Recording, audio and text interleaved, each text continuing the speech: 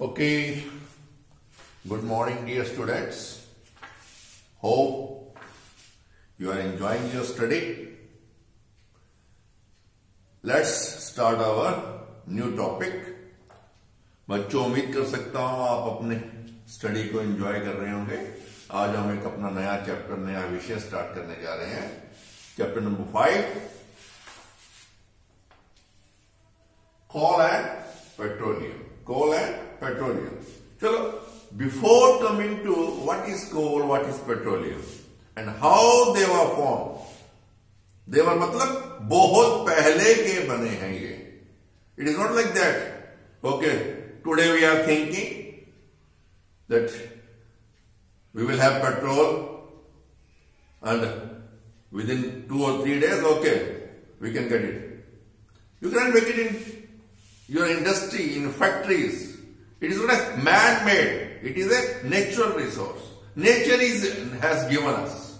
So anyhow, let's come to this coal and petroleum.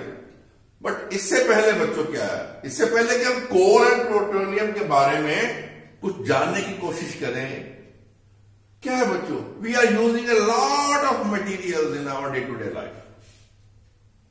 सुबह उठने के आपके बेड टी से लेके रात के सोने तक हम पता नहीं क्या क्या चीजों का यूज करते हैं। सबसे पहले तो उठते हैं बच्चों, क्योंकि आजकल एक तरह से क्या है बच्चों, फोर्स्ड हॉलीडेज हैं स्कूल्स के अंदर बिकॉज ऑफ कोविड-19। लेट उठते हैं और सबसे पहले हमें किसके दर्शन होते हैं? सनलाइट के। ठीक है, तो वो क्या है? We are able to see. Light is energy. पढ़ेंगे हमको डिटेल में इसको. Well, light is energy. Who is giving this energy to us? हमें ये एनर्जी कौन देता है भाई? सूर्य देवता. And that too free of cost. क्या कभी आपने ऑनलाइन बिल पे किया है सूर्य देवता को? या कभी आपके घर में सूर्य देवता के किसी मैसेंजर ने आके बेल बजा के आपको बिल पकड़ाया है? No, like that. अगर चलो आप टाइम पे उठ गए, क्या करते हो सबसे पहले? You go for morning walk, you breathe fresh air if you are living in an area where there are good number of trees. तो क्या है बच्चों?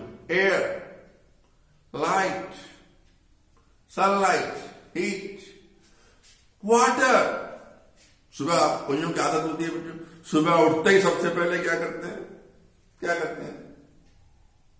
एक बड़ा सा गिलास भर के गुनगुने पानी का या रात को भर के रखा हुआ पानी वो पीते हैं, बासा पानी पीते हैं. कभी आपने सोचा बच्चों, from where this light, air and water is coming? Have you ever thought of? कभी सोचा इस बारे में?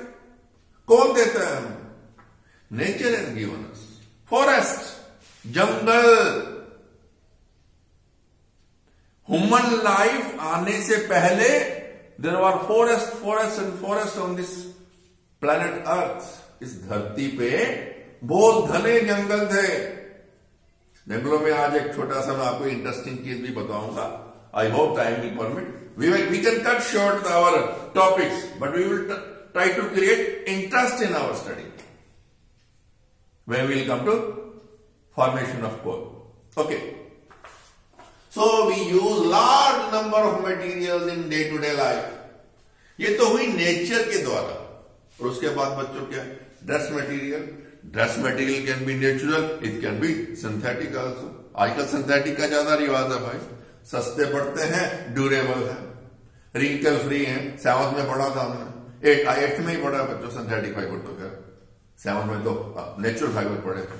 एनीहाउ, ओके, रिसोर्सेज जो है हमारे, जो हम कोई भी मटेरियल, कोई भी चीज डे टू डे लाइफ में यूज कर रहे हैं बच्चों, देयर आर रिसोर्सेज. अभी कोविड-19 में बोलते हैं ना बच्चों, अपने क्यों our resources are limited. चाहे वो मैन मेड है, चाहे वो नेचुरल है. particularly man-made resources. और कुछ नेचुरल भी ऐसे हैं जो limited. We should use our resources judiciously. Judiciously मतलब बड़े ध्यान से हमें इनका यूज करना है, कि जब ये अगर खत्म हो जाएंगे तो हमारे हाथ में कुछ भी नहीं रहेगा, कुछ भी नहीं रहेगा। So resources, natural, air etcetera, air, light, water, मैंने अभी आपको बताया।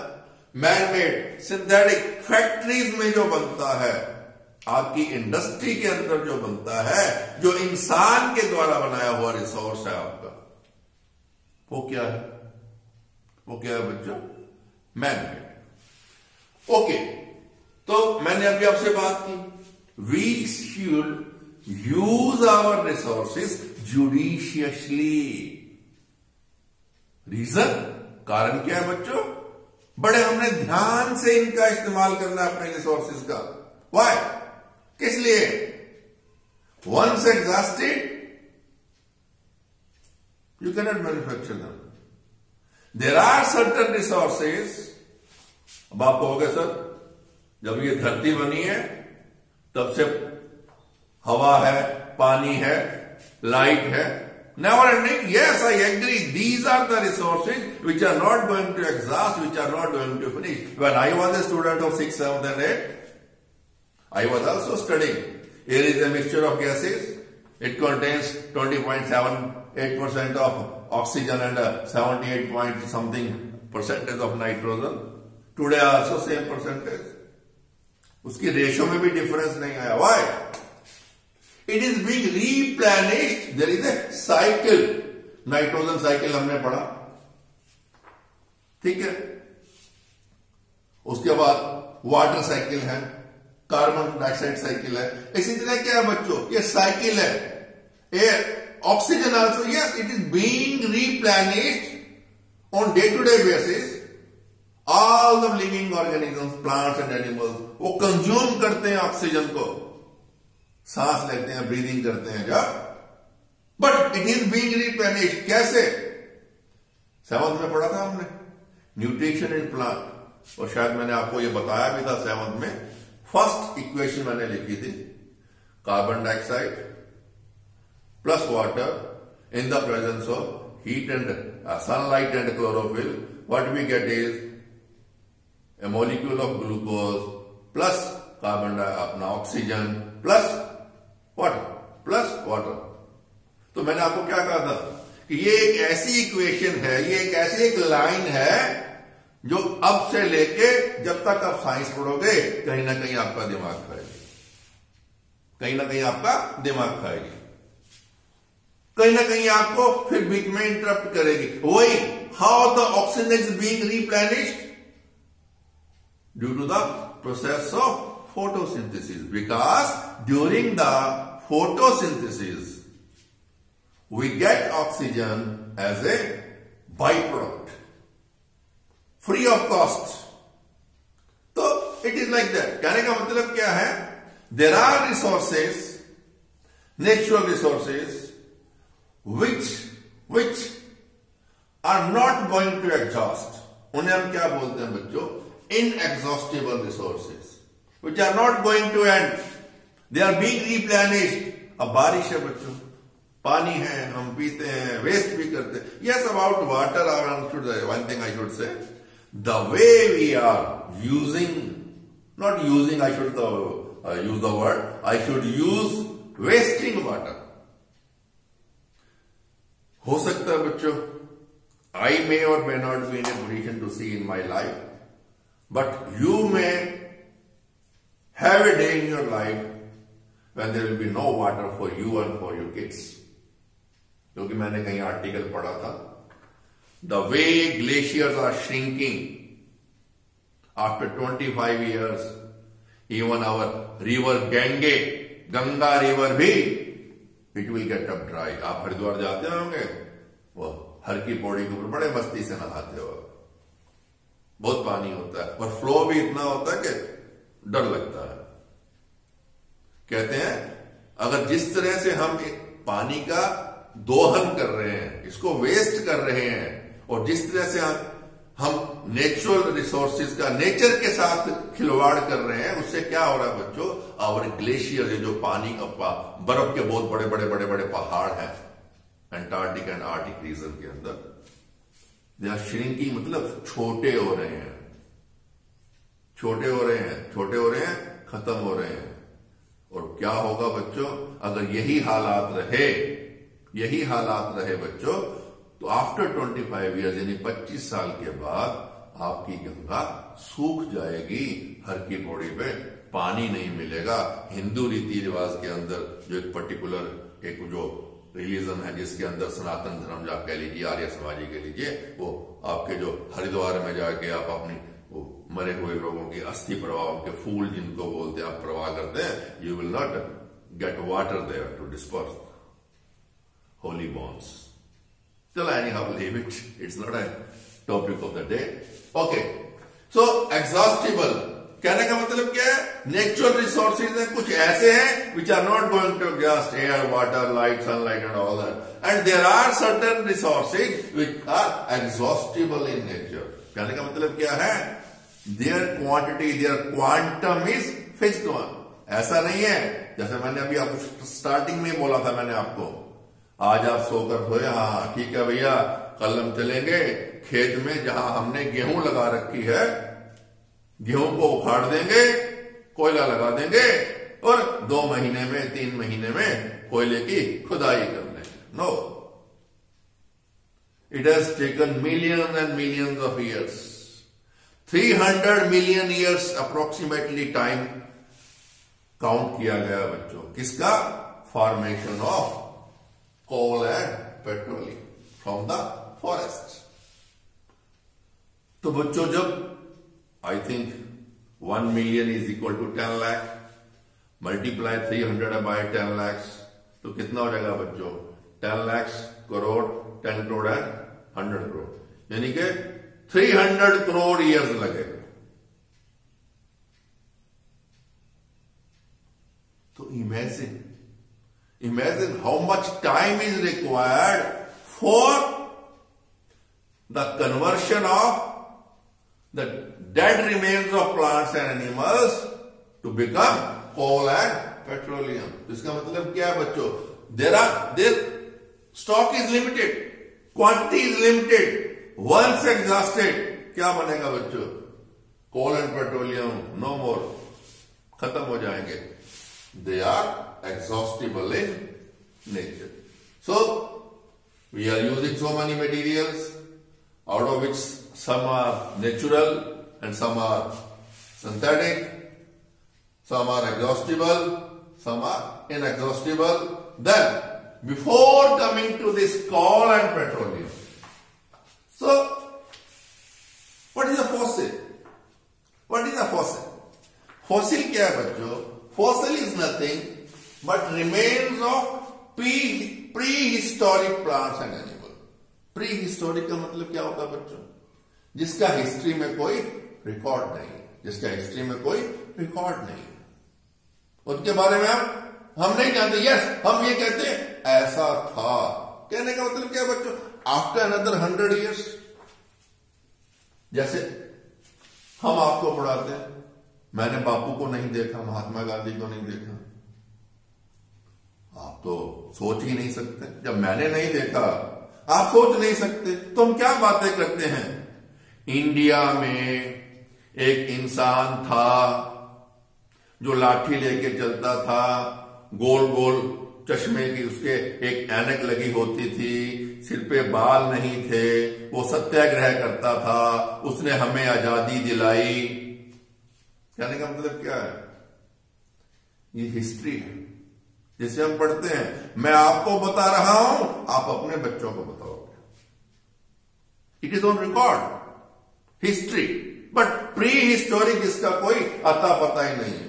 क्या होगा बच्चों, अगर कोई वोल्केनो आ जाता है, कोई अर्थक्वेक आ जाता है, ये जो रिकॉर्डेड थिंग्स हैं दे कैन डिस्ट्रॉयड, खत्म हो जाती हैं, तो क्या बन जाएगा बच्चों। यस, अगर कुछ हमें उसका ट्रेसेस मिलते हैं, कहीं भी उसका पता चलता है कि यार ऐसा कुछ हुआ होगा, that is known as pre historic. कहने का मतलब उसको हम क्या बोलेंगे, प्री हिस्टोरिक। तो इसी तरह बच्चों क्या है, अर्थ के ऊपर प्री हिस्टोरिक जो हमारे प्लांट्स एंड एनिमल्स थे, they got buried in the deep layers of earth. अब क्या है बच्चों, अब वो क्या है, अर्थक्वेक्स अब भी आते हैं, पहले भी आते थे। तो हम ये काउंट करें 300 मिलियन ईयर्स, उससे पहले क्या है बच्चों, ये जो आपके कॉन्टिनेंट बने आपको मालूम है, एक चैप्टर आएगा हमारे एट में, earthquakes, natural some natural phenomena हम पढ़ेंगे, उसके अंदर अर्थक्वेक्स क्या है, वोल्केनोस क्या है, दिस एंड दैट। उसमें क्या है बच्चों, उथल पुथल, ये जो आपके कॉन्टिनेंट्स हैं, 7 कॉन्टिनेंट्स हैं, ये कैसे बने, ये तो एक जो हिस्ट्री क्या बोलती है, यानी ज्योग्राफी क्या बोलती है, हिस्ट्री नहीं, ज्योग्राफी क्या बोलती है कि एक वो सन का एक पार्ट है, वो आग का एक गोला, तो हम पढ़ते आए अब तक, अलग हुआ, धीरे धीरे वो ठंडा हुआ, सिकुड़ गया, लाइक दैट। क्या बच्चों, ये जो कॉन्टिनेंट्स बने वो because of this great volcanoes, earthquakes, आपस में वो जो जब श्रिंकेज हुई, क्रैक्स आए, और एक नीचे जो है मोल्टन स्टेट के अंदर आपका क्या है, आयरन है, वेरी हॉट मोल्टन स्टेट, उसके ऊपर वो हमारे ये जो धरती है वो तैर रही है। और जब ये बनी आज से लाखों साल पहले, तब तो और भी ज्यादा वोल्केनोस, अर्थक्वेक आते थे, अब भी आते हैं। ओके, तो कहने का मतलब क्या है, वो वोल्केनोस, अर्थक्वेक्स, उथल पुथल से वो बड़े बड़े पेड़, जीव जंतु जो प्री हिस्टोरिक थे, दे गॉट बरीड, जब नीचे दब गए, फिर कभी आया वोल्केनोस, या फिर अर्थक्वेक्स आए, फिर दब गए, layers and layers got over the pre historic what, plants and animals. उससे क्या हुआ बच्चों, आप जरा नोट कीजिए, what will happen, well layers of sands and other materials, वो क्या होगा बच्चों, वो जो नीचे दब गए, क्या आपके pre historic plants and animals, they will come under high pressure, and because of high pressure temperature will also increase। ये आप बटो एक रिवर्सल, एक वो इक्वेशन आप जब बड़ी क्लासेस में जाओगे, when the pressure increases temperature also increases, वो वॉल्यूम, टेम्परेचर और प्रेशर का एक इक्वेशन है, volume decreases, pressure and temperature increases, like that and all that. ये आप बड़ी क्लासेस में आपको बड़े ध्यान से समझाएंगे, पढ़ाएंगे, लेकिन फिलहाल के लिए इतना ही होता है, जब प्रेशर बढ़ जाता है बच्चों, टेम्परेचर इंक्रीज हो जाता है, टेम्परेचर इंक्रीज हो जाता है। और सबसे बड़ी बात क्या बच्चों, there was absence of air, मिट्टी मिट्टी मिट्टी, yes there are some pores in the soil, वो अपर लेयर में आपको मिलेंगे, नीचे जैसे जैसे वो क्या है बच्चों, क्ले टाइप का, यानी कि वो ऐसी होती है क्योंकि उसके अंदर हम सोच नहीं सकते कि एयर भी होगी। So in the absence of air क्या हुआ बच्चों, they got decomposed into what, coal and petroleum. And this was a very slow process। मैंने लिखा हुआ यहाँ 300 million years ago, long ago, coal, petroleum and natural gas formed by decomposition long ago, 300 million years at least, लाखों साल किसमें convert हो गए वो, coal and petroleum। Process of conversion of our prehistoric plants and animals into coal and petroleum is same. The only thing is, coal came into existence due to the what? Decomposition of big plants, trees of forest at that time। यानी कहने का मतलब जो हमारे जंगल थे, जब उथल पुथल हुई, volcanoes, earthquake, this and that, तो क्या हुआ, जो बड़े बड़े पेड़ दब गए, तो क्या हुआ, वो किस में कन्वर्ट हो गए, कोल में। प्रोसेस वही का, इसको जो स्लो प्रोसेस है बच्चों, it is known as carbonisation, it is known as carbonisation, That means conversion of what? Dead remains of plants and animals into coal and petroleum. The slow process is known as carbonization. Under high temperature and high pressure and temperature in the absence of air. ये सबसे बड़ी बात है बच्चों. In the absence of air. क्योंकि अगर air present होगी बच्चों, next chapter में हम पढ़ेंगे what happens if air is there, if the temperature is increased. आग लग जाएगी, combustion will be there. वो हम नेक्स्ट में एक्टिविटी भी करके देखेंगे, मैं आपको प्रैक्टिकली भी दिखाऊंगा. Let's concentrate on our this coal and petroleum. कहने का मतलब क्या था बच्चों? जो हमारे बड़े बड़े जंगल थे, घने जंगल थे, बड़े बड़े पेड़ थे, they got buried deep under the soil and due to high temperature and pressure in the absence of air they were decomposed by the process of carbonization into coal. और आपको मालूम है बच्चों, हमारे इंडिया के अंदर where we get coal mainly? In West Bengal, Bihar. Now it is mainly in Jharkhand, not Bihar. Bihar का थोड़ा सा पार्ट रह गया बच्चों. And Odisha, and some parts of Madhya Pradesh, some parts of Madhya Pradesh. वो कैसे हुआ बच्चों? लो लाइंग एरियाज के अंदर जो डीप फॉरेस्ट है बच्चों, वहां जब कभी अर्थक्वेक आए, वोल्केनोज आए, सब पेड़ उसके उथल पुथल हुई, पेड़ दब गए. और अब आप कहोगे सर ये जो कोयला है, बड़ी बड़ी डीप खदानें होती हैं, नीचे उनको खोद के निकालते हैं. यस, क्यों? बहुत लेयर्स मिट्टी की, सॉइल की उसके ऊपर आए. सर ऐसा कैसे पॉसिबल है? इतने बड़े बड़े पेड़ कहां पे होंगे जो इस तरह दब गए और जब वो डीकंपोज भी हुए तो इसकी चट्टाने बन गई. यस बच्चों, जो हमारे प्री हिस्टोरिक हम बोलते हैं, आज भी ऐसे बड़े बड़े पेड़ हैं जिनके जो ट्रंक हैं, जिसको आप तना बोलते हो, इतने बड़े बड़े हैं जो आपकी लैब में आप मेरे से स्टडी करते हो या एंजॉय करते हो हम लैब का, इस लैब से भी डायमीटर में भी बड़ा. कैलिफोर्निया के अंदर बच्चों अब भी कोस्टल एरियाज के अंदर रेडवुड कोस्टल एरिया है, रेडवुड कोस्टल एरिया.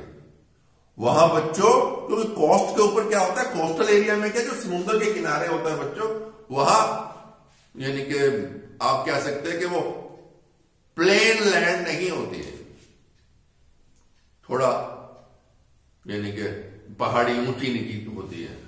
तो ऐसा नहीं होगा कि हम कोई आप if we are making a road over there, अगर आगे कोई पेड़ आ गया या कोई चीज आ गया, उसको भाई टर्न लेके ऐसे बना दो. We may or may not get a area from where we can turn our road. तो वहां मालूम है बच्चों सड़कें कैसे बनी हुई हैं? रेडवुड कोस्टल एरिया कैलिफोर्निया के अंदर बिग बिग जो ट्रंक हैं, उनके बीच में से उनको काट के आप अपनी गाड़ी लेके हैवी व्हीकल तक लेके जा सकते हो. कभी कभी क्या है, कोई अगर ज्यादा ही बड़ा हैवी व्हीकल है, ये जो आपके वो साइड मिरर लगे होते हैं ना, उनको आप बंद कर लीजिए, धीरे धीरे गाड़ी निकाल के ले जाइए. और बच्चों कैलिफोर्निया के अंदर लेगेट कैलिफोर्निया मैंने लिख भी दिया आपके लिए, यहां पे यहां से लेके यहां तक लेगेट कैलिफोर्निया. वहां पे बच्चों एक कार ड्राइव थ्रू पार्क है. एक ऐसा पार्क है जिसके अंदर आप कार ड्राइव थ्रू, यानी ऐसे पेड़ है वहां पे, उनके ट्रंक के तने के अंदर होल कर रखा है 6 feet by 6 feet and 6 inch. कहने का मतलब क्या है, 6 फुट तो वो 6 फीट 9 इंच ऊंचा है, 6 फीट ऐसे है, या 6'9" ऐसे है और 6 फीट ऊंचा है. आपको मालूम है बच्चों आपकी कार की चौड़ाई कितनी होती है? नॉर्मल कार जैसे आपकी जो लग्जरी कार गाड़ी भी है, 6 फुट से कम, 6 फुट के आसपास. और हाइट आप कभी खड़े होकर देखना आपने, अगर आपके घर में कार है तो क्या कहने का मतलब क्या है, कार की चौड़ाई कार की ऊंचाई, ये जो 6 feet by 6 feet and 9 inches, और वहां पे एक पेड़ है बच्चों जिसकी हाइट है 276 फीट, 276 फीट ऊंचा है, और उसका ट्रंक कितना बड़ा है कि उसके अंदर 6 बाय 6 फीट एंड 9 इंचेस का एक खांचा बना रखा है। एंड बच्चों क्या है, सबसे बड़ी क्या है, उसका नाम ही क्या है, car drive through park. They charge for that. जैसे हम पूछते हैं ना, कई बार हम देखने जाते हैं, कभी किसी पार्क में जाते हैं, कहीं जाते हैं, वो टिकट लगती है। Same way they charge so that you can drive through your car through that trunk of that big tree। तो कहने का मतलब क्या है, इतने बड़े बड़े पेड़ थे जब वोल्केनोस बिग अर्थक्वेक आए, वो इतने बिग पेड़ दब गए। उनसे क्या बना, कोल। और कोल क्या है बच्चों, कोल क्या है बच्चों, अगर मैं पूछूं आपसे कोयला क्या है, हार्ड ब्लैक कंबस्टिबल मिनरल है बच्चों। ओके, और मेनली इसके अंदर क्या है बच्चों, कार्बन। मेनली इसके अंदर क्या है बच्चों, कार्बन। ठीक है, और मैंने अभी आपको बताया था बच्चों, बिहार में, बंगाल में हमारी जो मेन कोयले की खदानें हैं उधर है। और एक छोटी सी बात, फिर मैं कभी कभी आपका ध्यान अपनी तरफ लेने के लिए मैं छोटे बीच में, जब आप रेगुलर आते हो तो मैं कहानियां भी सुनाता हूं। छोटी सी एक आपको प्रैक्टिकल जो मेरे साथ मैंने देखा है वो बताने जा रहा हूं बच्चों। कैन यू एवर इमेजिन कि जैसे आपके शहरों के अंदर एक वो ठेले वाला, रेडी वाला सब्जी रख के बेचने आता है। कैन यू एवर इमेजिन कि ठेले के ऊपर, रेडी के ऊपर कोयला रख के बिकता हो? Can you? नो। क्यों, हमारे एरिया में है, ऐसा है ही नहीं। But yes, I have seen that too in the capital of Bihar state, Patna itself. सुबह सुबह बच्चों, when I was used to go for a morning walk, I used to see this ठेलास एंड रेडीज, उसके ऊपर कोयला होता था। वो बच्चों क्या है, छोटे छोटे जो चाय वाले होते थे, जो बाहर दुकानदार। क्यों? It is a fuel, it contains a large amount of carbon. Fuel था बच्चों, तो एज ए फ्यूल यूज होता था। क्या है बच्चों, मैंने वहां जो अपने कपड़े प्रेस करते हैं ना, कपड़े प्रेस, आयरनिंग, धोबी, वहां वो क्या करते थे, वो एक अंगीठी होती है, वो कभी टाइम मौका लगा, आप जब क्लासेस ज्वाइन करोगे, I will let you know वो अंगीठी किसको बोलते हैं, क्या है। उसको जला के कोयले, उसके अंदर एक प्रेस जो अपनी होती थी, उनकी प्रेसेस भी अलग टाइप की होती थी बच्चों। हमारा जैसे इलेक्ट्रिक प्रेस नहीं है, स्टीम प्रेस नहीं है, वो उनका जो बेस होता था थिक होता था, हैवी। वो एक लोहे की प्लेट, उसके ऊपर वो रख दी अंगीठी के ऊपर, वो गर्म हो गई, उसके ऊपर उन्होंने वो प्रेस रख दी। वो कंडक्शन से, हमने पढ़ा है वो how heat is transferred, conduction, convection and radiation. तो कंडक्शन से वो गर्म हो गई, थोड़ा वो उसको कपड़े पे लगा लिया ताकि काला कोला काला होता है तो कालक वालक नहीं लगे, तो उससे वार नहीं करते थे।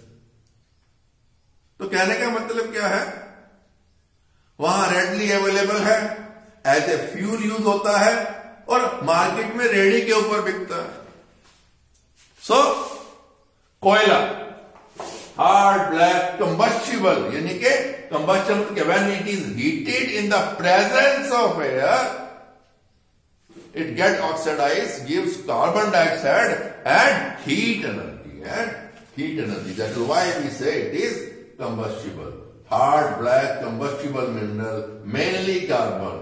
और ये बच्चों इसके क्या है, फॉर्म्स ऑफ कॉक है, यानी फॉर्म्स ऑफ कॉक तो कहने का मतलब क्या होता है बच्चों, जैसे हम देखते हैं हमारी डे टू डे लाइफ में, हम कुछ मटेरियल्स हैं, कुछ मिनरल्स हैं, एनीथिंग, उसमें आगे वैरायटीज हैं। जैसे आपका फैब्रिक, सिल्क है, कॉटन एंड ऑल दैट है तो फाइबर ना, और उसके अंदर जो है, depending upon the quantum of carbon, we call them with different names. जो पीट कोल है बच्चों, PETP, उसमें 60% कार्बन होती है।